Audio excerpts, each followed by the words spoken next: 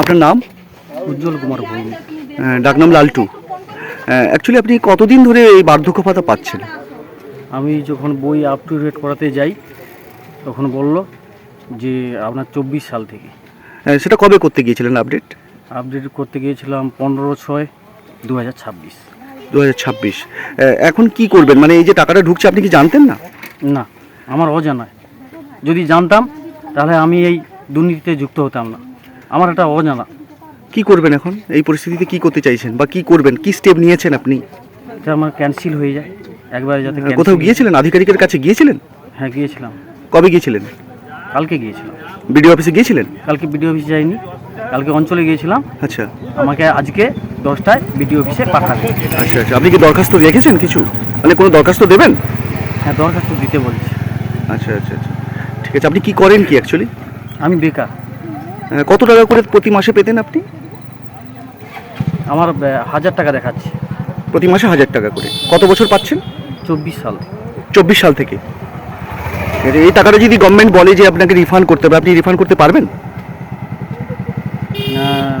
মানে চেষ্টা করতে হবে কতটা কি প্রশাসনের সঙ্গে কথা বলে যাতে সমাধান হয়ে যায় এবং যাতে ক্যান্সেল হয়ে যায়। চেষ্টা করব, সবই প্রশাসনের সঙ্গে কথা বলব। এটা কি করে হলো, কি করে আপনার কি মনে হয়? আমি বলতে পারবো না। আমি কি বৃদ্ধ ব্যক্তি? আমি পেনশন পাওয়ার যোগ্য? আমার 40 বছরে পেনশন হয়, তাহলে গোটা পশ্চিমবাংলায় 40 বছরে সবাই পেনশন পাবে। না, এই যে সাবজেক্টটা এতদিন পরে আপনি বলছেন কেন? মানে এটা তো আরো আগে বলা উচিত যে আমার 1000 টাকা কোথা থেকে ঢুকছে, এটা তো দেখা উচিত ছিল আপনার। আমার হঠাৎ 28 তারিখে 10,000 টাকা উইথড্রল হয়ে যায়। আচ্ছা আমি এখানে সিএসপির কাছে ফিঙ্গারপ্রিন্ট দিতে যাই। আচ্ছা আচ্ছা, আমি 1000 টাকা তুলেছি। ও করেছে কি, একটা শূন্য বসিয়ে উইথড্রল 10,000 করেছে, আমার হাতে 1000 দিচ্ছে আর 9,000 ওর কাছে আছে। কোন সিএসপি সেটা? অভিজিৎ ভৌমিক। কোথায়, বা দোকানটা কোথায়? ও সিএসপিটা কোথায়? আমাদের স্কুলের উত্তরে, দীপক ভৌমিকের ছেলে। তারপরে ওনার কাছে গিয়েছিলেন? হ্যাঁ। কি বললেন উনি? ও স্বীকার করছে, বলছে এসো আমি লগিং দেখাবো, আমার তো সব লাইসেন্স কেড়ে নিচ্ছে। হ্যাঁ, আজকে বিকালে রাখছে, লগিং দেখাবে। আমার যদি এটা হয়ে থাকে তো দাদা কিছু উত্তেজিত হওয়ার দরকার নেই, তোমাকে 9,000 দিব। আমি এর আগেও অনেকের করেছি, তাদের ফেরত দিয়ে দিয়েছি।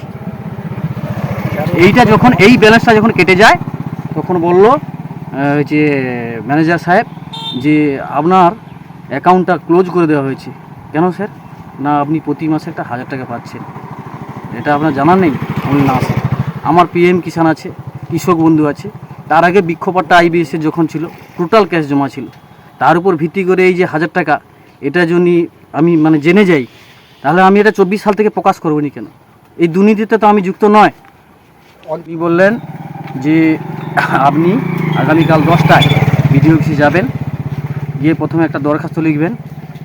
এবারে ওনার পাশে এই বার্ধক্য ভাতার ডিপার্টমেন্টের অফিসার আছে, উনি তোমার বই নিয়ে সব কিছু দেখার পর বলবে যে কার কোডে ঢুকতেছে।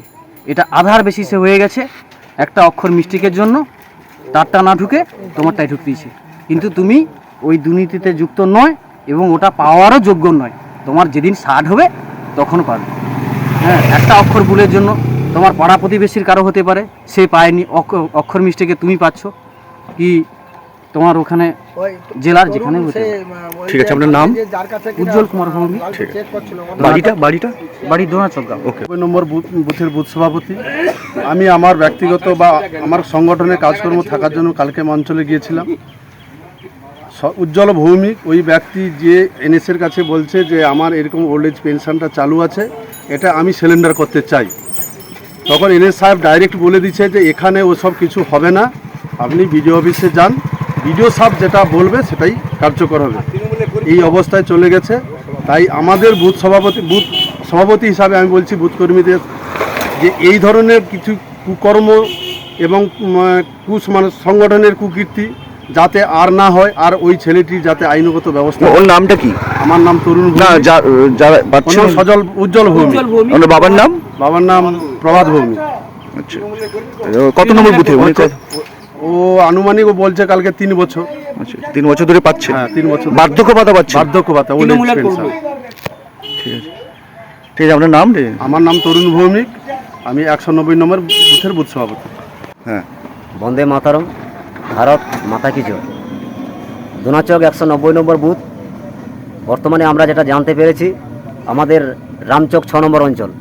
কালকে আমরা যখন অঞ্চলে গিয়ে অন্য কাজের জন্য আমরা যখন ওখানে উপস্থিত হই কয়েকজন, আমার বুথের একটা 37 বছরের ছেলে, আনুমানিক 35 থেকে 37 বছর বয়স, ও কালকে অঞ্চলে গিয়েছিল এবং ওখানে গিয়ে ও এনএসের কাছে ডাইরেক্ট কথা বলতেছে যে আমি লক্ষ্মী ভাণ্ডার বিগত 33 মাস ধরে পাচ্ছি, বার্ধক্য ভাতা আমি বিগত 33 মাস ধরে পাচ্ছি, এ টাকাটা এখন আমার ক্ষেত্রে ফেরত দেওয়া সম্ভব নয়, আমাকে এখান থেকে যেভাবে হোক আপনারা উদ্ধার করুন। এটা আমরা বর্তমান বিজেপির তরফ থেকে আমরা জানতে পেরে আমরা ওকে সকালবেলা ফোন লাগাই, ওর সঙ্গে কন্ট্যাক্ট করার চেষ্টা করি, ও আমাদের ফোনও তুলেনি। আর বর্তমান আমাদের যে পঞ্চায়েত নীলিমা ভৌমিক, উনিও আমাদের ফোন রিসিভ করছেন। এই মতো অবস্থায় আমরা জানাচ্ছি এটা যদি প্রকৃত সঠিক হয় তাহলে এর উপযুক্ত যা ব্যবস্থা নেওয়ার ওনাদেরকে নিতে হবে। না না, আপনারা যে বলছেন এই যে কিসের ভিত্তিতে বলছেন পাচ্ছেন?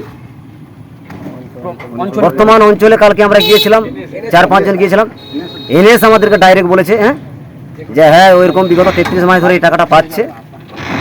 তো এই মুহূর্তে অবস্থা এখানে আমি তো কিছু করতে পারবো না, আপনি বিডিও অফিসে যান বা উপরে যান, ওখানে যা করার ওনারা করবেন। আর আমরা এটা জানতে পেরে আজকে সকালে আপনারা কি চাইছেন কি?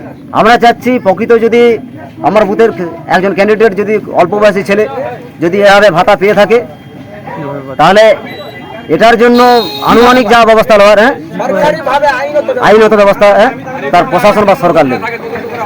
কেন আজকের বর্তমান সরকারে আজকে অন্নপূর্ণা যে ভাণ্ডারটা আজকে 1 মাস 2 মাস কেন পিছাচ্ছে? এই সব ছেলের কারণে আজকে এই অন্নপূর্ণা ভাণ্ডার বারবার রিকমেন্ড থেকে বারবার আবার বরখাস্ত করে আবার পুনরায় কপি আবার জমা দিচ্ছে। কেন দিচ্ছে?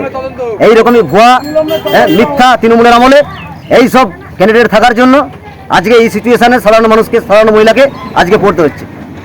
আপনারা কি আজকে এনএসির সাথে দেখা করবেন না বা আজকে ইচ্ছা আছে আমরা এনএসের সঙ্গে দেখা করব। এটা কি তদন্ত চাইছেন? আমরা তদন্ত চাইছি এটা। ঠিক আছে, আপনার নাম কি?